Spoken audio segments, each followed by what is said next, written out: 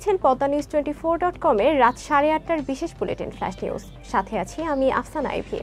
facebook.com/poddanews24 page follow করে আমাদের সাথেই থাকুন। চলমান তাপপ্রবাহের মধ্যে বৃহস্পতিবার পর্যন্ত দেশের সব প্রাথমিক ও মাধ্যমিক স্কুল এবং মাদ্রাসার ক্লাস বন্ধ রাখার নির্দেশ দিয়েছেন হাইকোর্ট। সোমবার বিচারপতি KM কামরুল কাদের ও খিজির হায়াতের হাইকোর্ট বেঞ্চ স্বপ্রণোদিত হয়ে এই আদেশ দেন। সোমবার চলতি মৌসুমে দেশের সর্বোচ্চ তাপমাত্রা রেকর্ড করা হয়েছে চুয়াডাঙ্গা ও মেহেরপুরে 43 ডিগ্রি সেলসিয়াস। দীর্ঘদিন বন্ধ থাকার পর রোববার থেকে সারা দেশে স্কুল কলেজে ক্লাস শুরু হয়। শুরুর দিনে প্রচণ্ড গরমে দেশের কয়েকটি স্থানে শিক্ষক শিক্ষার্থীদের অসুস্থ হয়ে পড়ার খবর পাওয়া যায়। একদিকে তীব্র গরম, অন্যদিকে বিদ্যুৎ না থাকার কারণে শিক্ষার্থীরা অসুস্থ হয়ে পড়ছে বলে জানিয়েছেন শিক্ষকেরা। সংশ্লিষ্ট মন্ত্রণালয়ও এ বিষয়ে নির্দেশনা দিয়েছে।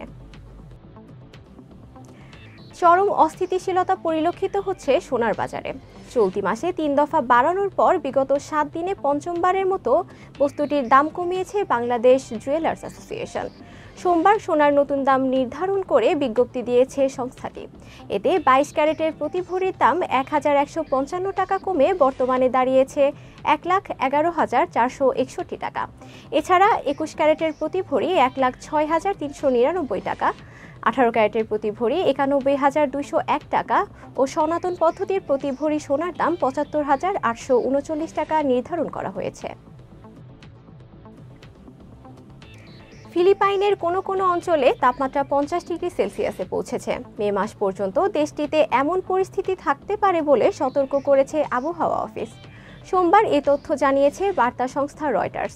বলা হয়, ফিলিপাইনের প্রচণ্ড গরমের কারণে পানি ও বিদ্যুৎ সরবরাহ ব্যাহত হচ্ছে, ফলে চাষাবাদ ভয়াবহ সংকটের মুখে পড়েছে। প্রচণ্ড গরমের কারণে দেশটির শিক্ষার্থীরাও সমস্যার মধ্যে পড়েছেন। তাপদাহের কারণে দেশটিতে হাজার হাজার স্কুলে শ্রেণী কার্যক্রম বন্ধ। এতে 36 লাখ শিক্ষার্থীর শিক্ষা কার্যক্রম ব্যাহত হচ্ছে বলে জানান দেশটির শিক্ষা মন্ত্রণালয়। এদিকে অনেক অঞ্চলে তাপমাত্রা বেড়ে 52 ডিগ্রি সেলসিয়াসে পৌঁছাতে পারে বলে আশঙ্কা করা হচ্ছে। এপার ওপার দু বাংলার জনপ্রিয় অভিনেত্রী জয়া আহসান মিষ্টি হাসি ও অপরূপ গ্ল্যামারের ভক্তদের মুগ্ধ করতে প্রায়ই সোশ্যাল মিডিয়ায় নিজের নিত্য নতুন ছবি প্রকাশ করেন তিনি। সম্প্রতি অভিনেত্রীর স্লিভলেস ব্লাউজ ও বাহারি রঙের শাড়ির লুক সাড়া ফেলেছে নেট দুনিয়ায়। শনিবার নিজের ভেরিফাইড ফেসবুক পেজে জয়া এসব ছবি পোস্ট করেন। ছবিগুলোতে অভিনেত্রীকে 3টি ভিন্ন ভিন্ন লুকে দেখা গেছে। অনেকেই সেসব ছবিতে তার রূপের প্রশংসা করেছেন। আবার কেউ বা জানতে চেয়েছে জয়ার তারুণ্যের রহস্য। সাক্ষাৎকারে বলেন নিজের রূপ ও তারুণ্য নিয়ে। সেখানে তাকে বলতে শোনা যায়, তরুণ আছেন কিভাবে জানেন না, তবে সময়টাকে উপভোগ করাটাই মনে হয় সবচেয়ে বড় বিষয়। বিশ্ব ক্রিকেটে বাজছে টি-20 বিশ্বকাপের দামামা।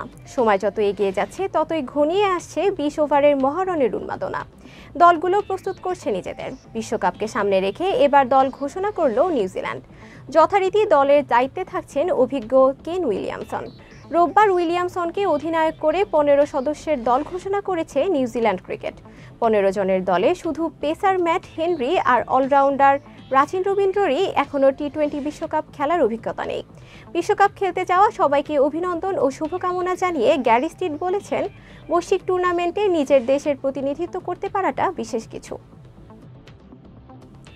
অতি বন্যা, খরা ও নদী ভাঙন প্রবণ এলাকা হচ্ছে রাজশাহীর বাঘারচর রাজাপুর। এখানে নেই কোনো হাসপাতাল বা স্বাস্থ্যকেন্দ্র। একমাত্র কমিউনিটি ক্লিনিকটিও বিলীন হয়েছে নদীগর্ভে। এর ফলে এই এলাকার কিশোরী ও নারীরা পাচ্ছেন না কোনো প্রজনন স্বাস্থ্যজনিত নানা রোগের চিকিৎসা। বিস্তারিত দেখুন নাবিলা ইসলাম মিমের বিশেষ প্রতিবেদনে। বৈরী আবহাওয়া সম্পন্ন অঞ্চলগুলোর মধ্যে রাজশাহীর বাঘা উপজেলার চক্রাচারপুর ইউনিয়ন অন্যতম। বছরের বিভিন্ন সময়ে খরা, বন্যা, নদী ভাঙন সহ নানা প্রতিকূলতার সাথে লড়াই করে এই অঞ্চলের মানুষ। এই অঞ্চলের মানুষের আয়ের প্রধান উৎস কৃষিকাজ, কিন্তু প্রতি বছর নদী ভাঙনে প্রায় 150 পরিবার বসতবাড়ি সহ কৃষি জমি হারায়। বছরে 6 মাস আমরা একটু বসবাস করতে পারি আর 6 মাস শান্তিতে করি। নদী এলাকাতে আমাদের কোনো যানবাহন যোগাযোগ নাই। আমাদের অসুখ বিসুখ করলে আমাদের গরিব মানুষের খুবই কষ্ট।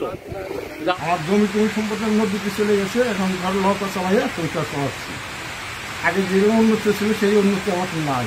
এখন বন্যার কারণে বছরের প্রায় 6 মাস এই চরাঞ্চল পানিতে ডুবে থাকে। তখন এদের যোগাযোগের একমাত্র মাধ্যম হয় নৌকা। বন্যা ও নদী ভাঙন কবলিত এই এলাকায় নেই কোনো হাসপাতাল বা চিকিৎসা কেন্দ্র। এলাকার একমাত্র কমিউনিটি ক্লিনিকটিও এখন নদীগর্ভে বিলীন। ফলে গ্রামবাসী, বিশেষ করে প্রসূতি মায়েরা রয়েছে স্বাস্থ্য ঝুঁকিতে। জরুরি প্রয়োজনে এদের নির্ভর করতে হয় গ্রাম্য ডাক্তার, কবিরাজ বা ধাত্রীদের উপর। মুমূর্ষ অবস্থায় তাদের ঝুঁকি নিয়ে নদী পার হয়ে বাঘা স্বাস্থ্য কমপ্লেক্সে যেতে হয়।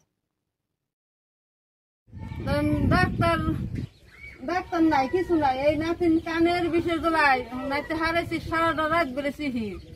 সকালে বেলা হে বাগা নিয়ে গেছি, কে বলে বাগা খাইনি। তার মানে নদীতে যাইতে হয়, বাগা যাইতে হয়। আবার এখানে নদীতে নেই, আর বাসা না থাকলে মোটর সাইকেল।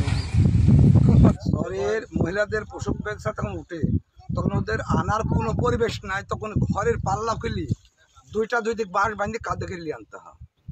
চিকিৎসা সেবা খুবই দুর্বল, কারণ এখানে তো ভালো ডাক্তারও নাই, ভালো কোনো হসপিটালও নাই। মানে উপস্থিত কোনো কিছু করা একেবারে খুবই প্রাথমিক পর্যায়ে এখানে করা সম্ভব। অনেক সময় দেখা যায় যে যোগাযোগের কারণে এটা অ্যাক্সিডেন্ট হয়। চরম আবহাওয়ার জন্য গর্ভপাতের সংখ্যাও বৃদ্ধি পাচ্ছে। এছাড়াও সুষম খাদ্য, আশ্রয়স্থলের অভাব ও পর্যাপ্ত যত্নের অভাব প্রসূতি মায়েদের উপর চাপ সৃষ্টি করে, যা তাদের মানসিক স্বাস্থ্যের জন্য ক্ষতিকর। অনেকে দেখা যাচ্ছে যে হয়তো কোনোটা বাচ্চার ব্যথা হইলে সে বাচ্চাটা খুবই ওই ব্যথাটা তো হয় না। অনেকে দেখা যায় যে বিলাট ভাঙছে, হয়তো পানি ভাঙছে, কোনো সমস্যা। 2-3 মাসের বাচ্চাটা নষ্ট হয়ে গেলে ধরেন একটু পানি করে দেয়, একটু কাজ করে দেয়, দিয়ে মাজার সাথে বাঁধে দেয়। নাই অবশ্য না সারে, তখন বাগা নিয়ে যায়, নাইলে রাজশাহী নিয়ে যায়। তবে সরকার প্রসূতি মায়েদের জন্য আলোচনা সভা, প্রশিক্ষণ ও গর্ভকালীন ভাতা সহ বেশ কিছু সুবিধার ব্যবস্থা করেছেন। নিয়ে তাদের নিয়ে মিটিংও করা হয়, তাদের প্রশিক্ষণ দেওয়া হয়, তারপরে কিভাবে বাচ্চাদের লালন পালন করবে এই করবে, এই দিকে আমরা সহযোগিতা করি আর কি। তারা এগুলো কারা করে, এই যে প্রশিক্ষণ যেগুলো দেওয়া হয় বা মিটিং যেগুলো বিভিন্ন সময় আমাদের যে মহিলা বিষয়ক যে দপ্তর, অধিদপ্তর আছে, সেখানে যে তারা তাদের লোকজনও থাকে, কিছু এনজিও কর্মীরাও থাকে, আমরাও হয়তো থাকি, মিলে তাদের মধ্যে পরামর্শ করে আমরা সেই এটা বিভিন্ন আলোচনা করে তাদের উদ্বুদ্ধ করি যে ভালো থাকার জন্য, ভালো খাওয়ার জন্য, ভালো পড়ার জন্য। চক্রাজারপুর বাঘা থেকে নাবিলা ইসলাম মিম, পদ্মা নিউজ, রাজশাহী। গুরুত্বপূর্ণ সব সংবাদ জানতে poddanews24.com এর বিশেষ বুলেটিন ফ্ল্যাশ নিউজ দেখবেন প্রতিদিন সন্ধ্যা 6:30, রাত 8:30 ও রাত 10:30। ফ্ল্যাশ নিউজ দেখতে ফেসবুকে আমাদের ফলো করুন facebook.com/poddanews24 আর ইউটিউবে সাবস্ক্রাইব করুন youtube.com/@poddanews24 চ্যানেলটি। নিয়মিত দেশ বিদেশের আপডেট সব সংবাদ জানতে ভিজিট করুন মাল্টিমিডিয়া নিউজ পোর্টাল poddanews24.com। পরবর্তী ফ্ল্যাশ নিউজ দেখার আমন্ত্রণ জানিয়ে বিদায় নিচ্ছি আমি আফসানা আইভি। ভালো থাকুন, সুস্থ থাকুন।